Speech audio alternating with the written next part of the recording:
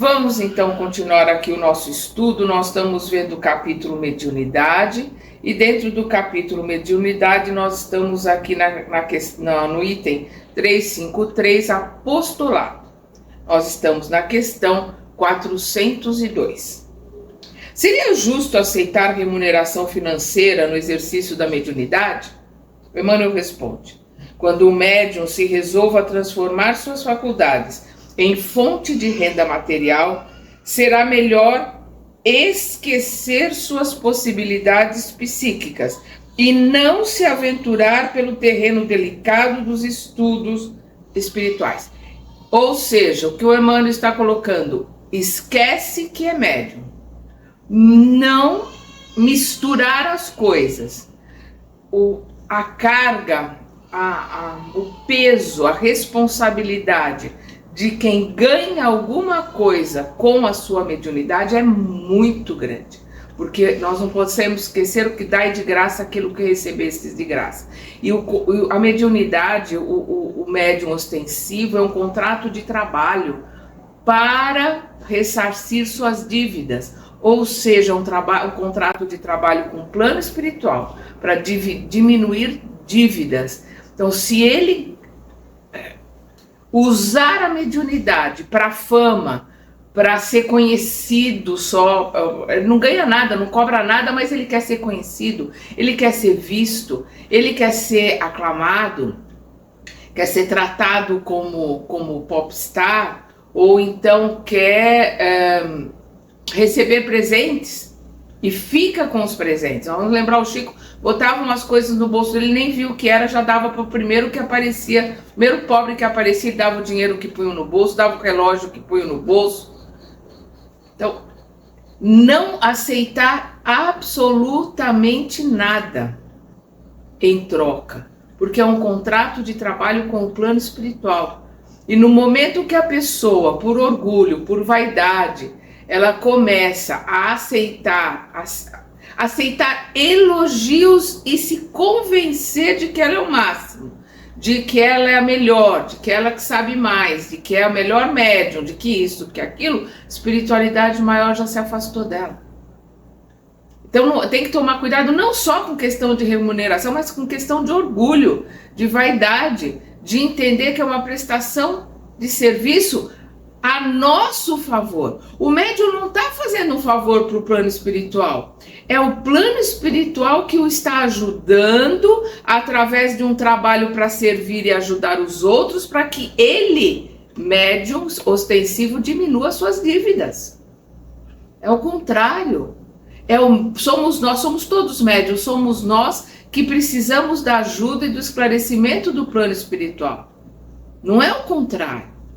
Então, a pessoa precisa tomar muito cuidado com essa questão de qualquer tipo de remuneração, com qualquer tipo de agrado, seja ele qual for, para o ego, ou através de presentes, ou através de notoriedade. Precisa tomar muito cuidado. O Emmanuel continua: a remuneração financeira no trato das questões profundas da alma estabelece um comércio criminoso. Eu vou repetir: a remuneração financeira no trato das questões profundas da alma estabelece um comércio criminoso, do qual o médium deverá esperar no futuro os resgates mais dolorosos.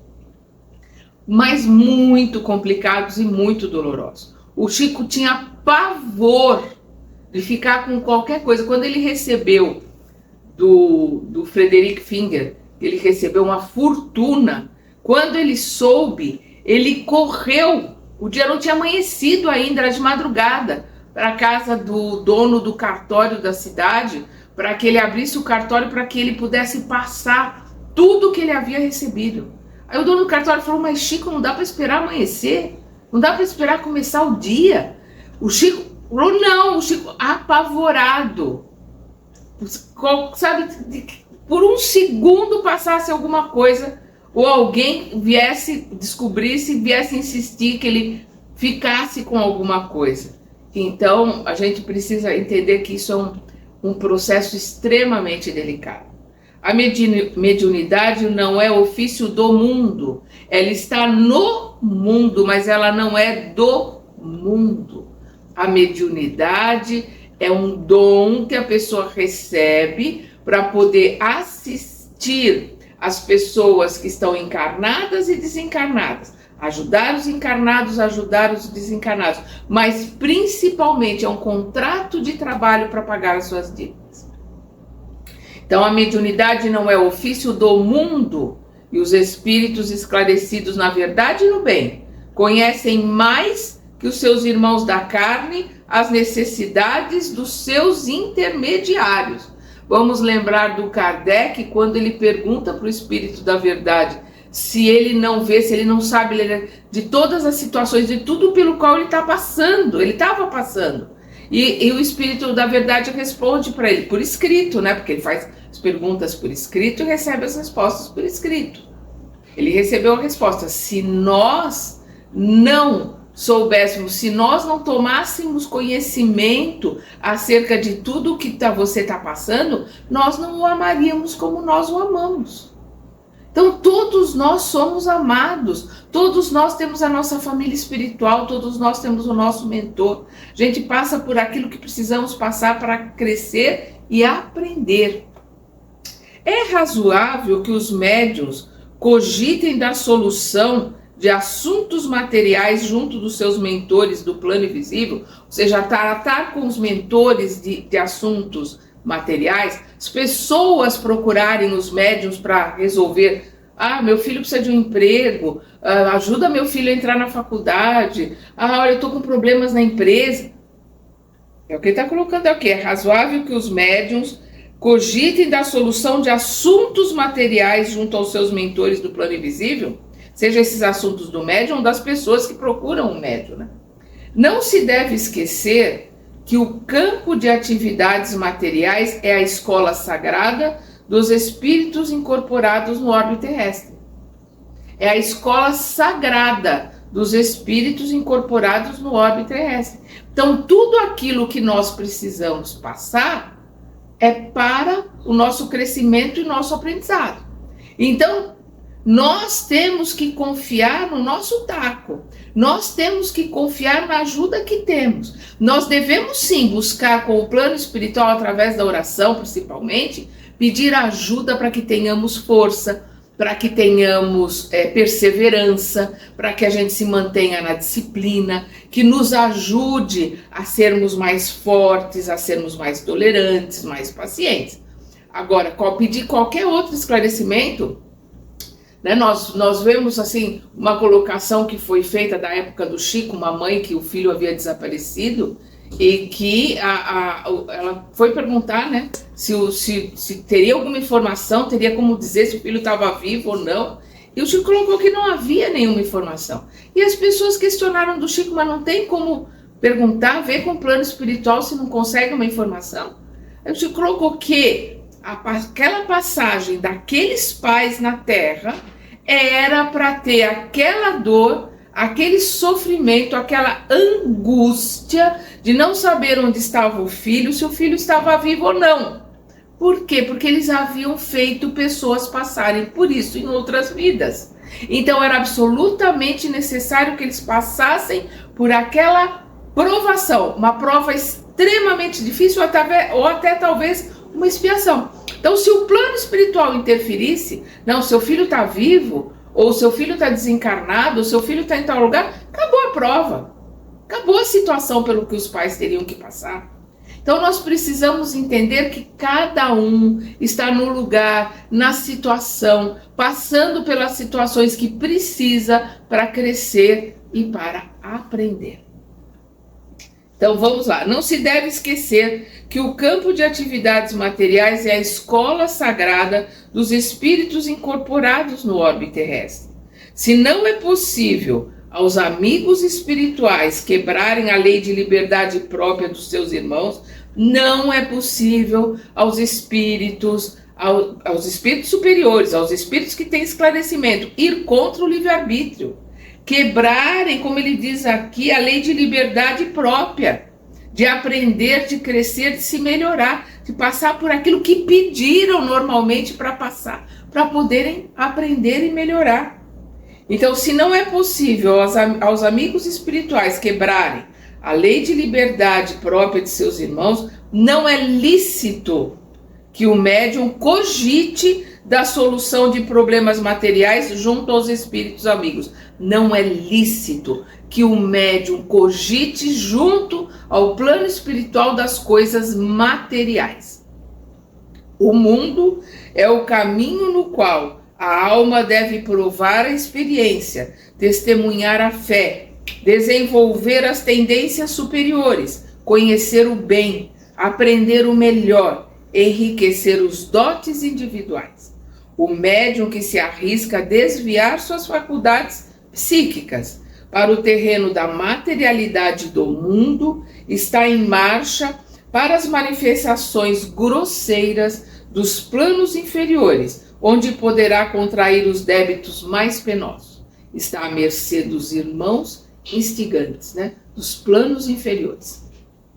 Deve o médium sacrificar o cumprimento de suas obrigações no trabalho cotidiano e no ambiente sagrado da família em favor da propaganda doutrinária? Perdão, o que ele está perguntando aqui? Pessoa deve faltar no trabalho ou deixar de trabalhar, ou se afastar da família, ou deixar de cuidar da família para ir trabalhar no centro, para ir e propagar a doutrina?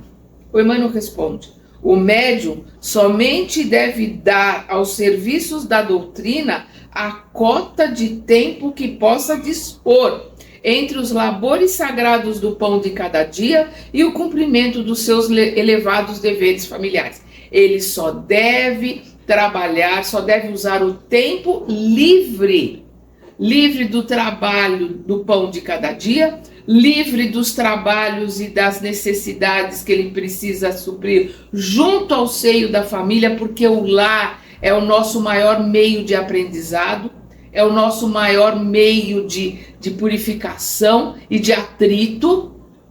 O tempo que sobra disso é que ele vai dedicar à doutrina. Vamos lembrar que o Chico trabalhava às 8 horas do dia, depois, em vez de ir para casa, quando ele estava lá na Fazenda Modelo em Pedro Leopoldo, ele descia para o porão e lá ele ia escrever os seus livros. Foi lá que ele escreveu, há 2000 anos, por exemplo. Então, quando a pessoa quer fugir dos seus deveres junto à família, ela trabalha, sai do trabalho, vai para o centro, chega em casa e vai dormir, não dá a menor atenção para a família, não cuida, ela está fugindo dos seus deveres, ela está fugindo das suas obrigações e está se enganando. Não, eu estou trabalhando para Jesus, estou trabalhando para a doutrina, estou me espiritualizando e me elevando. Não, está se afundando, porque está fugindo dos deveres e das obrigações que se comprometeu a ter junto à família na terra.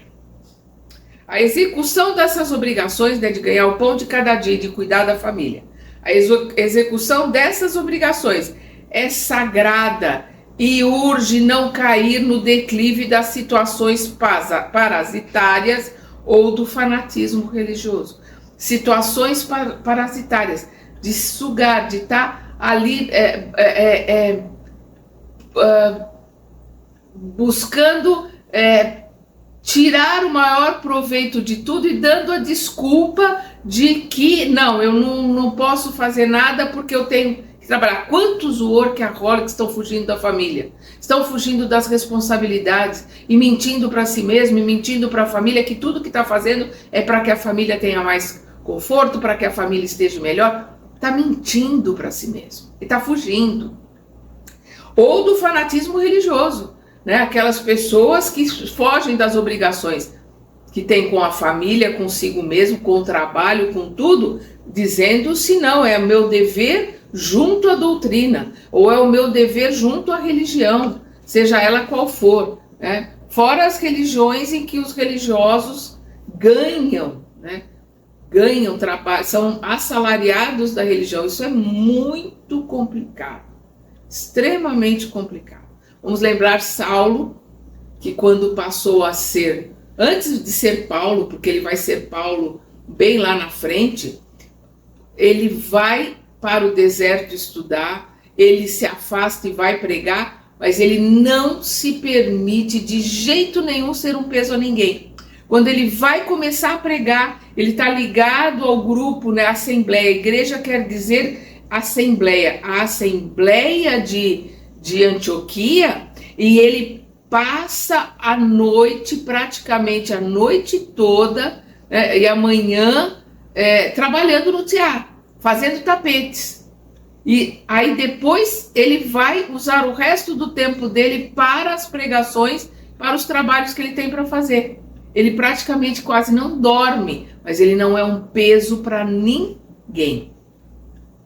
Então, no trabalho da verdade, Jesus caminha antes de qualquer esforço humano.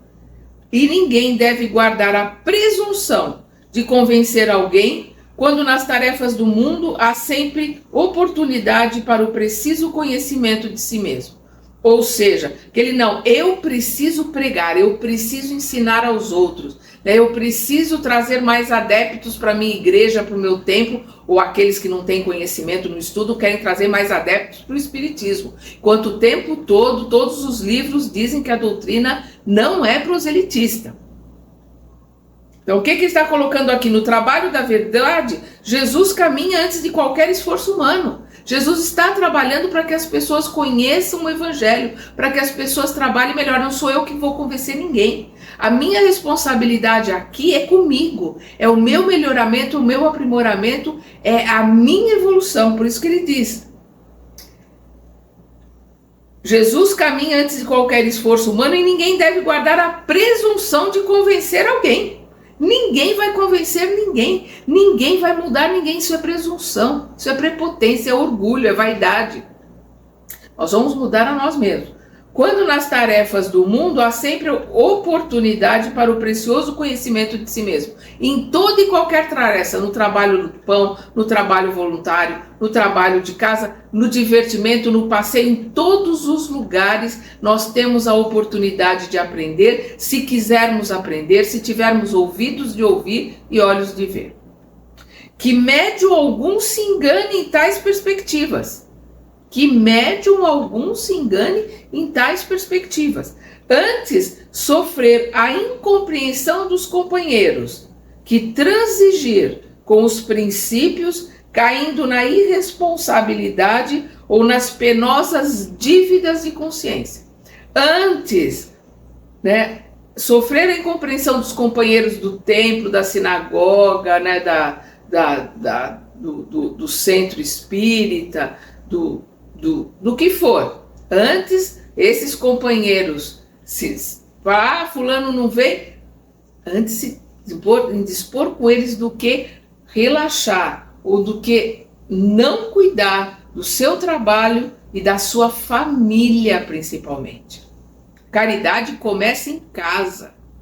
Aqueles que mais precisam de nós, do nosso ombro, da nossa caridade, de darmos de nós, são aqueles que estão na família consanguínea. Porque a família consanguínea normalmente é ponto de atrito, de aprendizado, é diamante lapidando diamante. Poder-se-á admitir que os espíritas se valham de um apostolado mediúnico para a solução de todas as dificuldades da vida? Responde, os médiuns não devem. O médium não deve ser sobrecarregado com exigência de seus companheiros relativamente às dificuldades de sorte.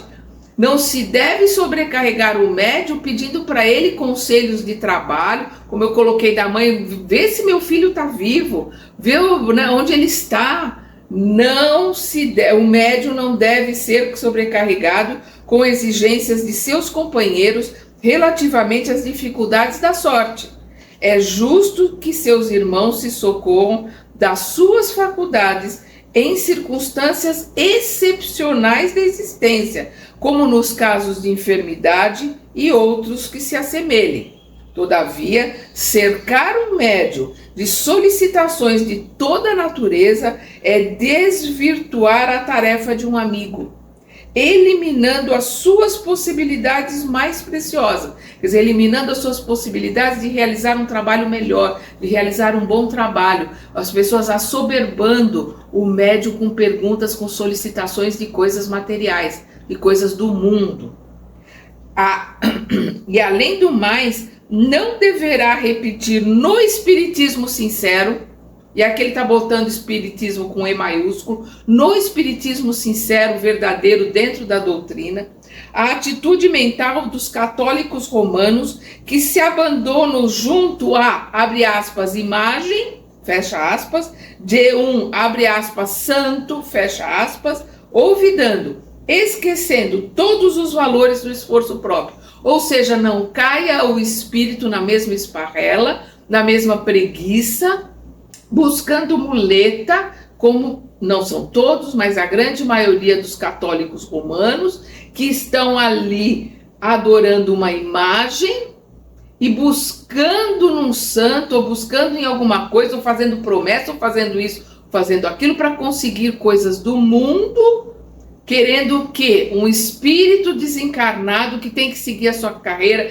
que tem que seguir a sua evolução, que tem que seguir o seu processo de desenvolvimento, interfira, ou ele não quer nem que interfira, ele quer que faça por ele. Se você me fizer isso, eu vou e ando de joelho até não sei onde, eu acendo uma vela, não sei de qual tamanho, fazendo barganha com espíritos que dentro do dogma da igreja são santos, estão lá na nuvem tocando harpa, mas na realidade estão todos buscando o seu desenvolvimento, o seu trabalho. Não vamos esquecer que João Evangelista, que era o discípulo querido do Mestre Jesus, porque era o que tinha mais conhecimento, era o que mais entendeu a mensagem de Jesus, foi o único que desencarnou com quase 100 anos, ele volta a trabalhar como Francisco de Assis. E com certeza continua o seu desenvolvimento, continua o seu estudo e o seu aprendizado. Então é o que ele está colocando aqui. Estou colocando aqui. Né? Todavia, cercar um médium de solicitações de toda a natureza é desvirtuar a tarefa de um amigo, eliminando as suas possibilidades mais preciosas. E além do mais, não se deverá repetir, no espiritismo sincero, a atitude mental dos católicos romanos que se abandonam junto à imagem de um santo, esquecendo todos os valores do esforço próprio, do trabalho, do desenvolvimento que tem que realizar. Os núcleos espíritas precisam considerar que em seus trabalhos há quem os acompanhe do plano superior e que receberão sempre o concurso espiritual dos seus irmãos libertos da carne, e que receberão sempre o concurso espiritual de seus irmãos libertos da carne, dependendo a satisfação desse ou daquele problema particular dos méritos de cada um. Dependendo da satisfação desse ou daquele problema de cada um, do seu mérito pessoal. De receber a ajuda da sua família espiritual, do seu mentor, do mérito que tem. Ou passar, como vai passar por aquela prova ou por aquela provação? Vai ter resiliência, vai ter fé, vai ter confiança, vai ter esforço, vai ter disciplina. É para isso que nós estamos encarnados, para passar pelas provas. Ninguém veio aqui tirar férias. Nós não estamos aqui tirando férias. Nós estamos aqui numa escola, num hospital e numa prisão, conforme o que cada um necessita.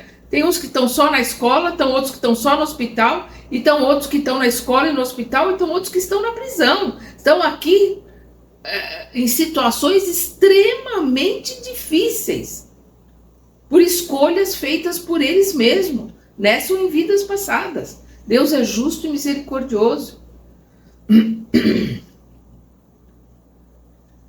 Quando um investigador busque valer-se dos serviços de um médium, é justo que submeta o aparelho medianímico, ou seja, o aparelho, o corpo, né, o médium, a toda a sorte de experiência a fim de certificar-se dos seus pontos de vista?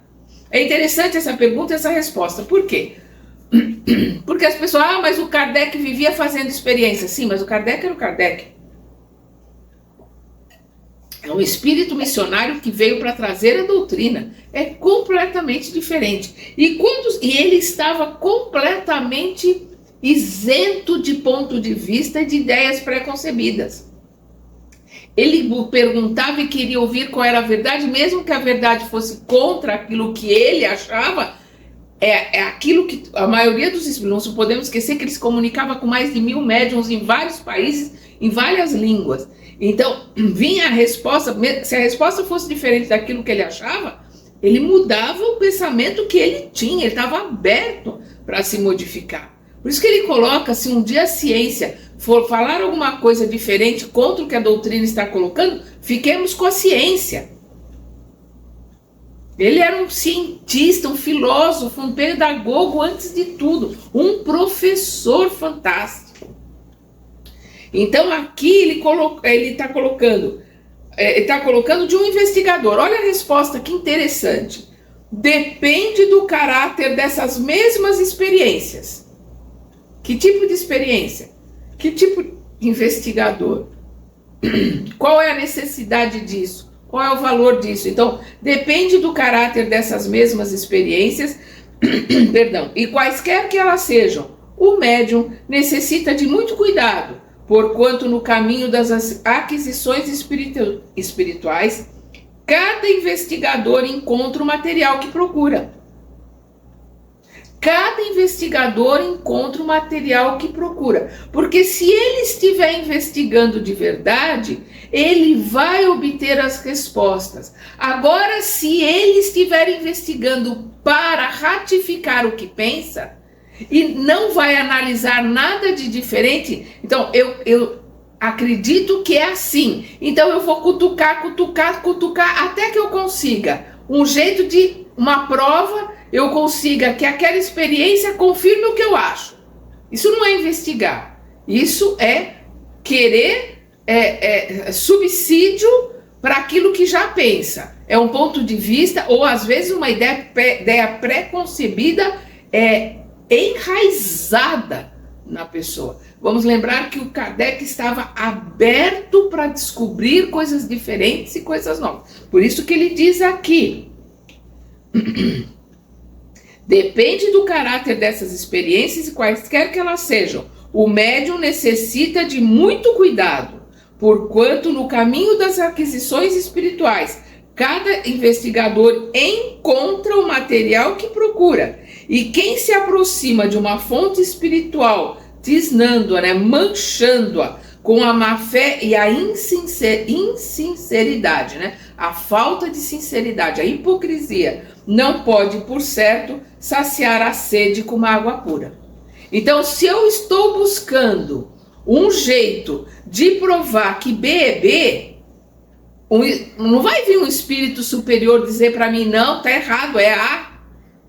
Por quê? Porque eu não estou querendo a verdade, eu estou querendo manter o meu ponto de vista. Por isso que ele está dizendo.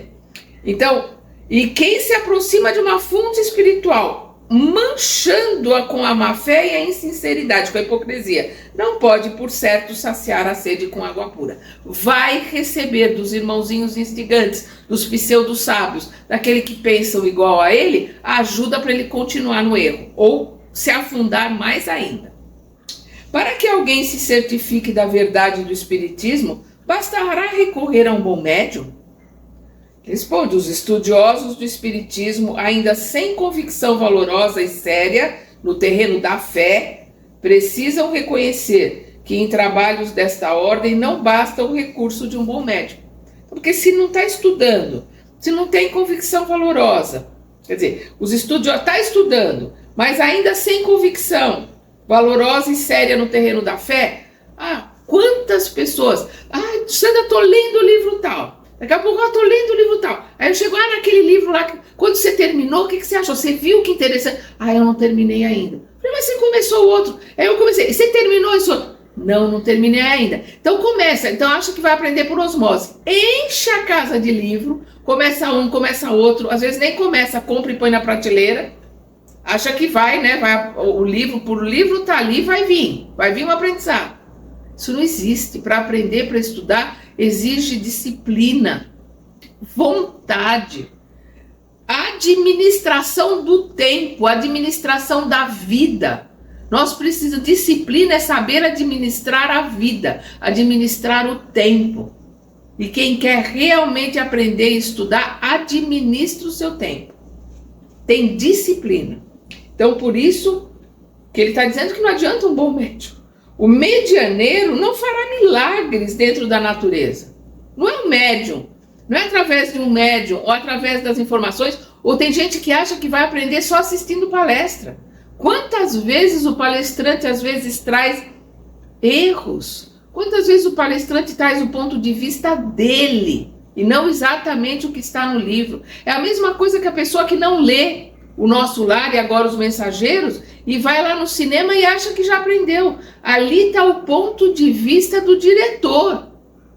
As ideias dele, ele junta um monte de coisa e faz um filme, principalmente para os que não são espíritas, para trazer um pouquinho da noção. Nos Mensageiros é um livro que tem muitas mensagens extremamente difíceis e profundas. Eu fiquei, como é que ele vai colocar isso num filme? A única saída que ele teve foi juntar um monte de coisa, um monte de ensinamentos da doutrina com alguns personagens. Ele manteve alguns personagens com alguma coisa, mudou um pouco a história, mas ele traz bastante ensinamentos, mas não é nem um terço, nem um décimo do que o livro nos traz. E não podia ser diferente, 1 hora e pouco, 2 horas não dá para trazer um mundo de conhecimento e de ensinamento que um livro como Os Mensageiros ou como O Nosso Lar traz. Ele está fazendo a parte dele, de divulgação, de fazer com que aqueles que não conhecem nada da doutrina tenham um outro olhar, vá conhecer, vá buscar aprender, vá ler. Se ele conseguir fazer com que uma outra pessoa leia o livro, ele já conseguiu o ponto dele, ele já ganhou o ponto, já ganhou o seu trabalho aqui na Terra, com certeza. Bom, o medianeiro não fará milagres dentro da natureza. Faz-se necessário que o investigador, a par de uma curiosidade sadia, possua valores morais imprescindíveis, como a sinceridade e o amor do bem, servindo a uma existência reta e fértil de ações puras. O investigador realmente esteja investigando para se surpreender, para aprender coisas que não sabia, para descobrir coisas que desconhecia, como era o caso do Kardec. Não é só, ali no caso dele, foi através de um médium só que ele trouxe os ensinamentos? Não, foi de um esforço hercúleo, de escrever para vários, em vários idiomas, numa época, gente, que não tinha as facilidades que temos hoje. As cartas iam de navio, ou as cartas iam de carroça, de lombo de burro, pela França, ou de navio pelos mares para outros lugares. Levava meses para ir, meses para voltar. Uma época completamente diferente para fazer a compilação que esse homem fez. Foi um esforço hercúleo. Ele deu a vida por isso. Seria proveitosa a criação de associações de auxílio material aos médiuns? Ou seja, os médiuns deveriam ser tratados como padre na Igreja Católica, como pastor na Igreja Protestante, como rabino no judaísmo, onde a religião, a Igreja o sustenta? É isso que eles estão perguntando. Resposta: no Espiritismo é sempre de bom aviso evitar-se a consecução, as conquistas de iniciativas tendentes a estabelecer uma nova classe sacerdotal no mundo, criar novos sacerdotes. O Arnaldo Rocha colocava que dentro da maioria dos centros espíritas estava tudo cheirando a sacristia, estavam criando um novo Vaticano, estavam querendo trazer padres e freiras com dogmas para dentro do Espiritismo. E é o que ele está dizendo aqui. Tem que se evitar as iniciativas, as conquistas de iniciativas tendentes a estabelecer uma nova classe sacerdotal no mundo. Então, uma nova classe sacerdotal, o médium, vai viver às custas do centro. Isso não existe e não tem o menor cabimento. Os médiuns nesse ou naquele setor da sociedade humana devem o mesmo tributo ao trabalho, à luta e ao sofrimento, indispensáveis à conquista do agasalho e do pão material. Ademais, temos de considerar acima de toda a proteção precária do mundo o amparo de Jesus aos seus trabalhadores de boa vontade. Confiar é a fé raciocinada, ter o conhecimento de que cada um tem, que merece e passa pelo que precisa para aprender. Então, ademais, temos de considerar acima de toda a proteção precária do mundo o amparo de Jesus aos seus trabalhadores de boa vontade. Toda expressão de sacrifício sincero está eivada, está manchada, né, está marcada de luz divina. Então, toda expressão de sacrifício sincero está eivada de luz divina. Todo trabalho sincero é elevação e toda dor é luz, quando suportada com serenidade e confiança no Mestre dos Mestres. Todo trabalho sincero é elevação e toda dor é luz, quando suportada com serenidade e confiança no Mestre dos Mestres, né? Nosso irmão mais velho, nosso Mestre Jesus. Como deverá proceder o médium sincero para a valorização do seu apostolado? O médium sincero necessita compreender que, antes de cogitar da doutrinação dos espíritos ou de seus companheiros de luta na terra, faz-se necessário a iluminação de si próprio. Nós estamos aqui para buscar a nossa luz, como Jesus colocou, brilhai a vossa luz. Nós estamos aqui para nos modificarmos. Então eu vou repetir. O médium sincero necessita compreender que, antes de cogitar da doutrinação dos espíritos ou de seus companheiros de luta na terra, dos encarnados que estão aqui com ele na terra, faz-se necessário a iluminação de si próprio, pelo conhecimento, pelo cumprimento dos deveres mais elevados e pelo esforço de si mesmo na assimilação perfeita dos princípios doutrinários. No esforço de si mesmo, na assimilação, no aprendizado perfeito dos princípios doutrinários. No desdobramento dessa tarefa, jamais deve descuidar-se da vigilância. Vamos lembrar de Jesus: vigiai e orai. No desdobramento dessa tarefa, jamais deve descuidar-se da vigilância, buscando aproveitar as possibilidades que Jesus lhe concedeu na edificação do trabalho estável e útil.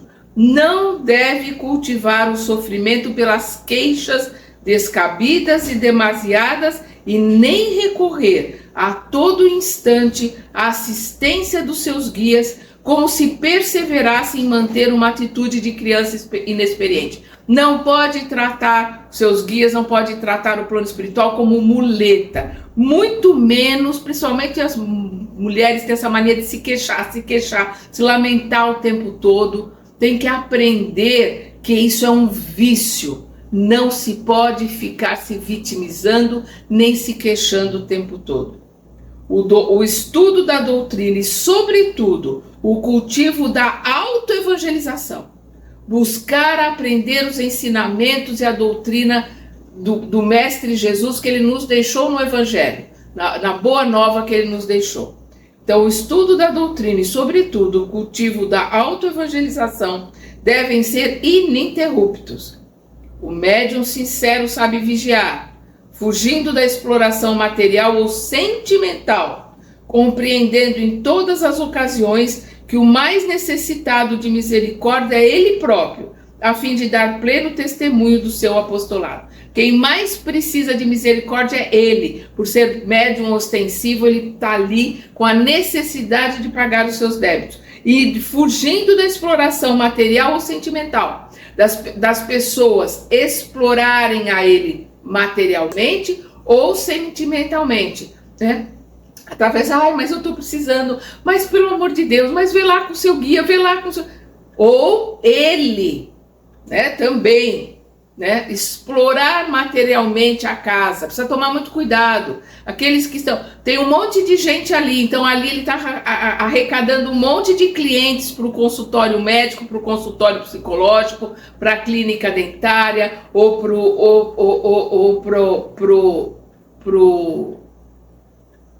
o escritório de advocacia, ou para a sua loja, ou para o seu restaurante.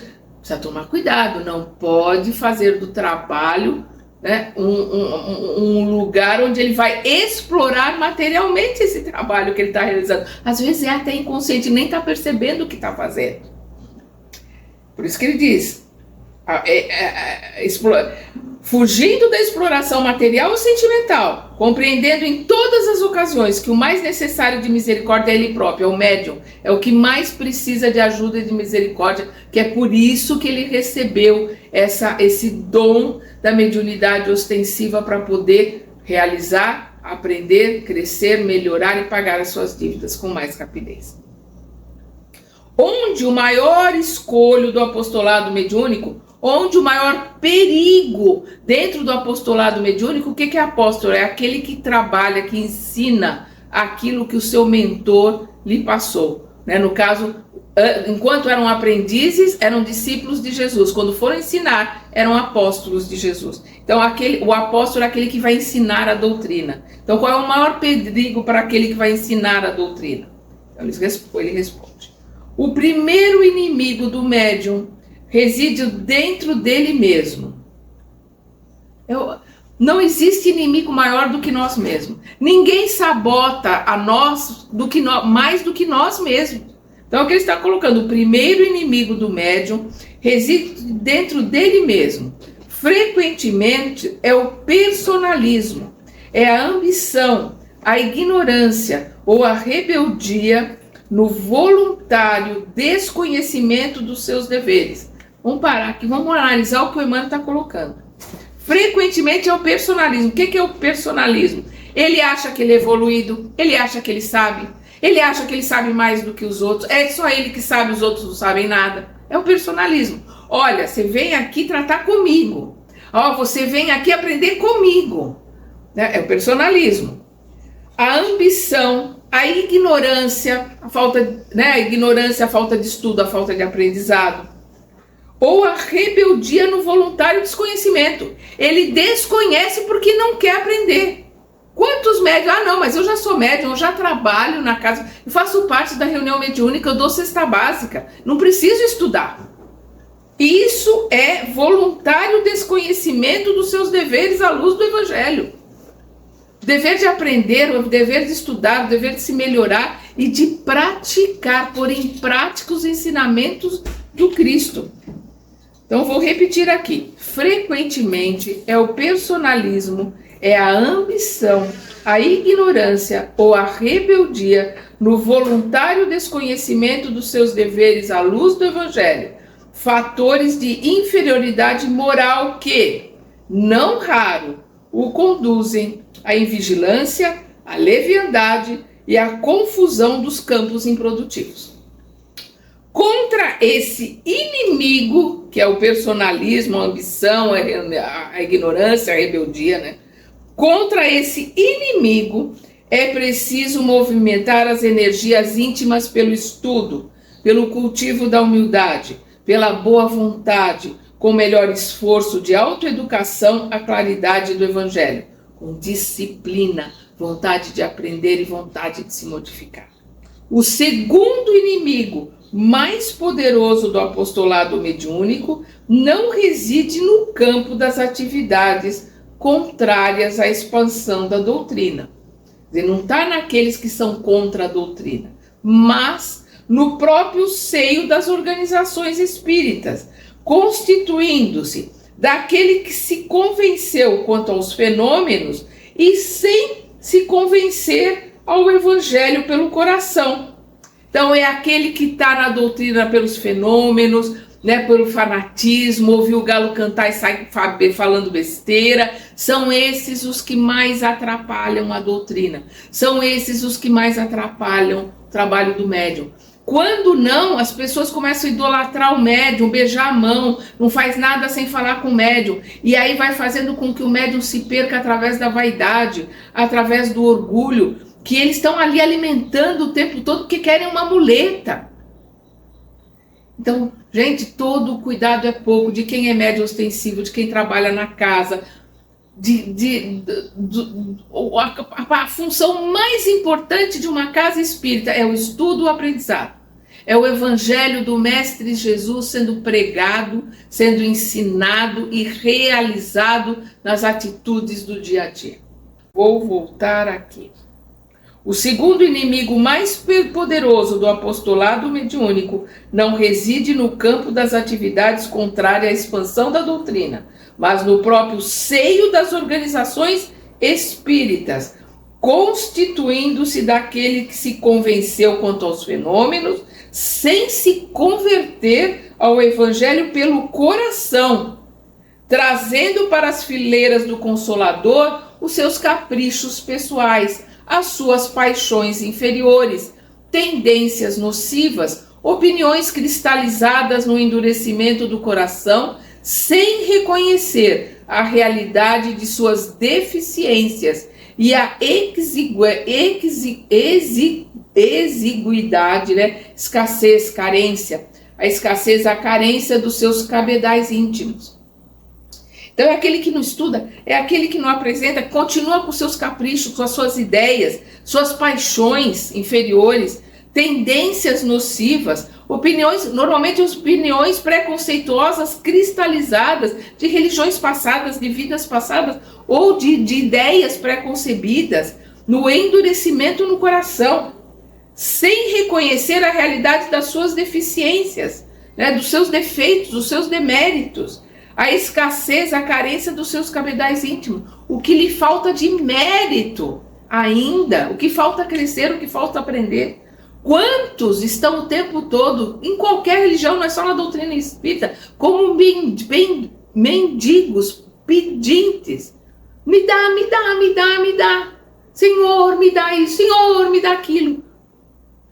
Não para analisar quais são os seus méritos, quais são os seus deméritos. Méritos todos nós os temos que amplificá-los, ampliá-los.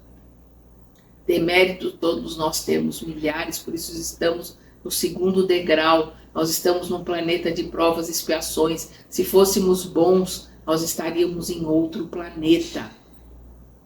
Nós estamos aqui para nos melhorarmos, nos aperfeiçoarmos, para evoluir. Se tivéssemos evolução, não estaríamos aqui. Ponto. Vamos aqui.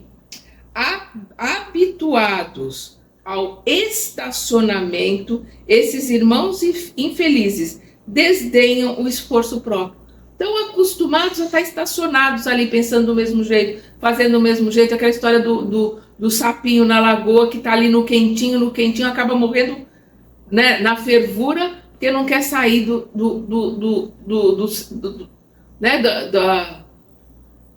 seu status quo, né, da sua rotina, do seu cotidiano, do quentinho. Querem que tudo mude, mas não querem fazer nada de diferente. Como que alguma coisa vai mudar? Então, vamos voltar aqui. Habituados ao estacionamento, esses irmãos infelizes desdenham o esforço próprio. Quer dizer, desdenham a necessidade do sacrifício, do esforço, do estudo, do aprendizado. O esforço próprio, o sacrifício, o estudo, o aprendizado e a disciplina, ele bota um travessão aqui. Única estrada de edificação definitiva e sincera. Termina o travessão. É a única estrada de edificação definitiva e sincera. É o único caminho definitivo. É o único caminho verdadeiro para se melhorar e para evoluir. Que é o sacrifício, é o estudo, é o aprendizado, é a disciplina, é a administração da mente, do pensamento, do dia, da hora, do sentimento, do tempo. O tempo é uma dádiva, um presente de Deus. Nós temos que saber administrar o tempo. Habituados ao estacionamento, esses irmãos infelizes desdenham o esforço próprio, única estrada de edificação definitiva e sincera, para para recorrerem aos espíritos amigos nas menores dificuldades da vida, para recorrerem aos espíritos amigos, né? O mentor da casa, o espírito que está ali trabalhando com ele, os outros médiuns que trabalham com ele, pede para um, pede para o outro. Então, para recorrerem aos espíritos amigos nas menores dificuldades da vida, é como se o apostolado, né, o fato de propagar a doutrina, de estar ali trabalhando junto à doutrina, como se o apostolado mediúnico fosse uma cadeira de cartomante. Uma cadeira de cartomante. Ele está ali para ganhar alguma coisa e ele está ali para, né, dizer o que o outro quer ouvir, que é o que o cartomante normalmente faz. Ele vai dizer o que a pessoa quer ouvir, tá? Se enganando e enganando o outro, na melhor das hipóteses. O Emmanuel realmente ele dá duras muito fortes e necessárias. Essas pauladas que ele dá, elas são absolutamente necessárias. Incapazes do trabalho interior pela edificação própria na fé e na confiança em Deus. Incapazes de trabalhar interiormente a fé e a confiança, a fé raciocinada, a confiança em Deus. Dizem-se necessitados de conforto, dizem-se necessitados de ajuda, né? São os mendigos, os pedintes, o tempo todo, né? Vitimizados. Ai, coitadinho de mim, olha como... Ai, eu preciso... Correm. Se desatendidos, né? Aqueles que não ouviram o galo cantar, aqueles que estão pelo fenômeno, pedem alguma coisa, quando desatendidos, em outras religiões também. Eu já contei aqui do filho de uma amiga minha que fez promessa, católico, a família católica, fez promessa, fez tudo. Ele tinha um Santo Antônio, que ele era devoto de Santo Antônio, pedindo pelo primo que tinha sofrido um acidente para que ele recuperasse. Quando o primo desencarnou, ele pegou a imagem de Santo Antônio e atirou pela janela do apartamento. Podia ter machucado alguém lá embaixo. Falou que não acreditava mais em Deus, porque Deus só atendeu o pedido dele. Quer dizer, não tem a menor noção do que seja religiosidade, fé, aprendizado, entendimento. Isso em todas as religiões. Por isso, incapazes do trabalho interior pela edificação própria na fé e na confiança em Deus, dizem-se necessitados de conforto. Se desatendidos em seus caprichos inferiores e nas suas questões pessoais, estão sempre prontos para acusar e escarnecer. Essa casa não sabe nada, aqui não tem poder, aqui não tem força, esse médium não tem força, o mentor dele não tem poder, e por aí vai. Falam da caridade humilhando todos os princípios fraternos. Falam da caridade, sendo descaridosos com as pessoas que estão lhe ouvindo, não exercendo a caridade, só falando, se achando melhores e com mais conhecimento do que com aqueles que eles estão falando. Quantos palestrantes são assim? Falam da caridade e não são caridosos com os que estão ali à sua volta. Falam da caridade humilhando todos os princípios fraternos. Não conhecem outro interesse além dos que lastreia, né, os que carregam o seu próprio egoísmo. Não conhece outro interesse que não o seu egoísmo, né? Aquilo que ele quer, aquilo que ele pensa é a verdade, que é o personalismo. São irônicos, acusadores e procedem quase sempre como crianças levianas e inquietas. Esses são também aqueles elementos da confusão, que não penetram o templo de Jesus e nem permitem a entrada de seus irmãos. São os que vêm para a aula, são os que vêm para o estudo, são os que vêm para a palestra, ou que vêm para a reunião para criar discórdia, para criar desentendimento, para criar polêmica. Quer explicar 6 e meia dúzia e achar que tem diferença do 6 para meia dúzia, botar vírgula aqui, botar vírgula lá, o acento aqui. Ele gera polêmica, ele não estuda, ele não aprende e não deixa os outros que estão em volta aprenderem. Normalmente essas pessoas não faltam na aula, não faltam na reunião, não faltam na palestra, porque elas estão ali e os irmãozinhos instigantes estão junto, que é para bagunçar, que é para atrapalhar o estudo de todo mundo. Por isso que ele diz, esses são também aqueles elementos da confusão que não penetram o templo de Jesus e nem permitem a entrada de seus irmãos. Esse gênero de inimigos do apostolado mediúnico é muito comum e insistente nos seus processos de insinuação, sendo indispensável que o missionário do bem e da luz se resguarde na prece e na vigilância. Aquele que está dirigindo, aquele que está ensinando, aquele que está ali, tem que orar muito, se resguardar na sua vigilância, na sua prece, ter paciência para saber lidar com essas pessoas e não permitir que ela atrapalhe o estudo dos outros. Quantas vezes eu chamei num canto pessoas assim e falei, olha, você está atrapalhando. Eu já coloquei, eu me preparo às vezes, eu falei, você nem leu. Você vem aqui, não lê o que vai ser estudado. Eu me preparo, eu faço uma série de coisas para tentar explicar e você quer gerar polêmica, você quer discussão. Você não quer aprender, você quer atrapalhar. No canto, separadamente, para que a pessoa se toque. Ou ela comece a se modificar ou ela saia e pare de atrapalhar os outros. Esse gênero de inimigos do apostolado mediúnico é muito comum e insistente nos seus processos de insinuação, sendo indispensável que o missionário do bem e da luz se resguarde na prece e na vigilância. E como a verdade deve sempre surgir no instante oportuno, para que o campo do apostolado não se esterilize, faça imprescindível fugir deles. Fugir desses irmãos, fugir desses polêmicos, fugir desses que só querem ver confusão e discórdia. Essa é a última pergunta desse item e do livro. Aqui nós encerramos o livro O Consolador. Onde a luz definitiva para a vitória do apostolado mediúnico? Essa claridade divina está no Evangelho de Jesus, com o qual o missionário deve plenamente identificar. O missionário deve estar plenamente identificado para a realização sagrada da sua tarefa.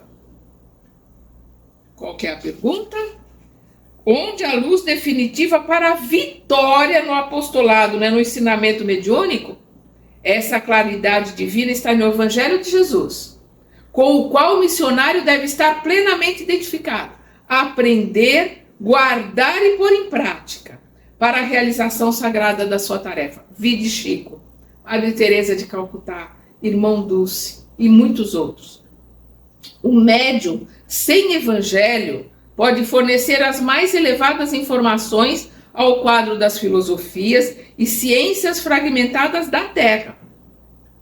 O médium, porque tem médium em todas as religiões, tem médium em todos os lugares, ostensivo e não ostensivo, que somos todos médiums, ele pode falar de todas as ciências, inclusive da parte científica e filosófica da doutrina, conhecer, mas se ele não se evangelizou, se ele não tem os ensinamentos do Cristo em si, colocando-os em prática, ele pode conhecer a ciência, ele pode conhecer a filosofia, mas ele não aprendeu, não guardou dentro dele os ensinamentos do mestre, ele não é nem um discípulo, quanto mais um apóstolo. Então, o médium sem evangelho pode fornecer as mais elevadas informações ao quadro das filosofias e ciências fragmentárias da Terra. Pode ser um profissional nomeado, um profissional de prestígio, um grande advogado, um grande médico, um grande cientista.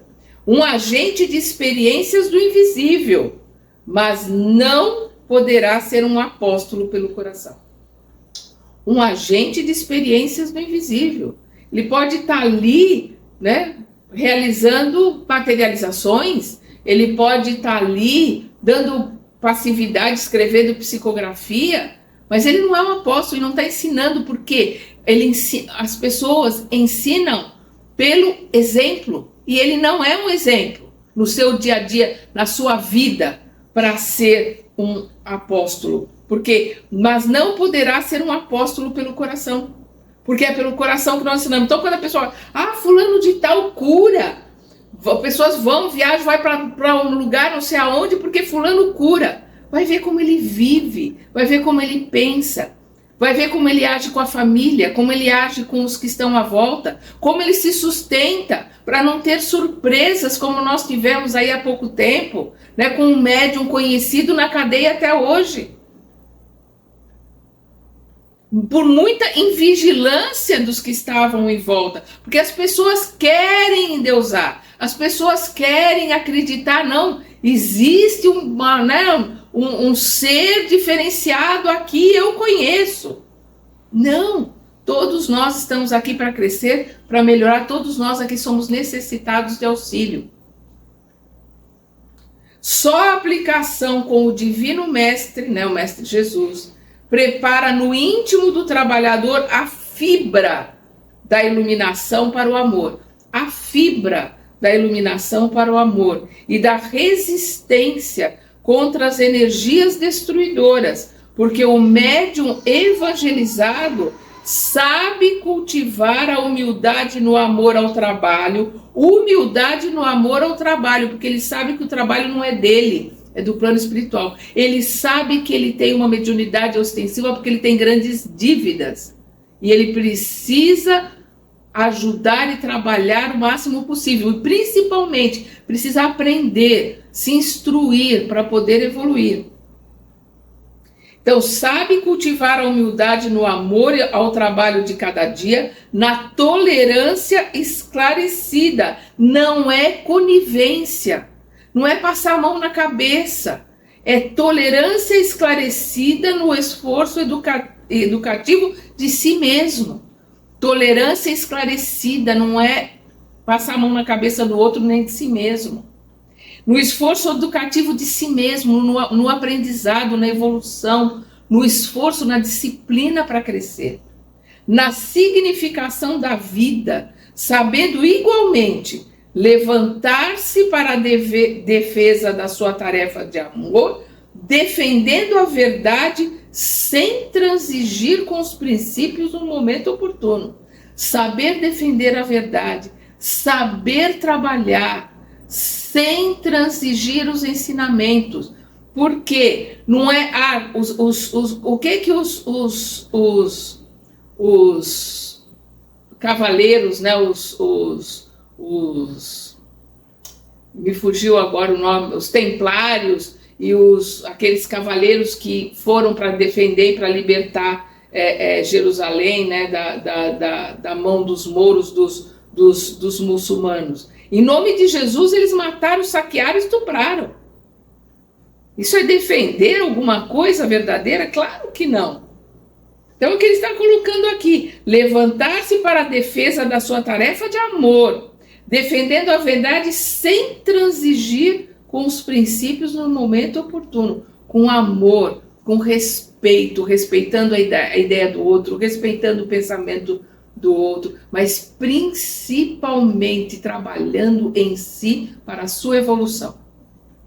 O apostolado mediúnico, portanto, não se constitui tão somente de movimentação das energias psíquicas em suas expressões fenomênicas.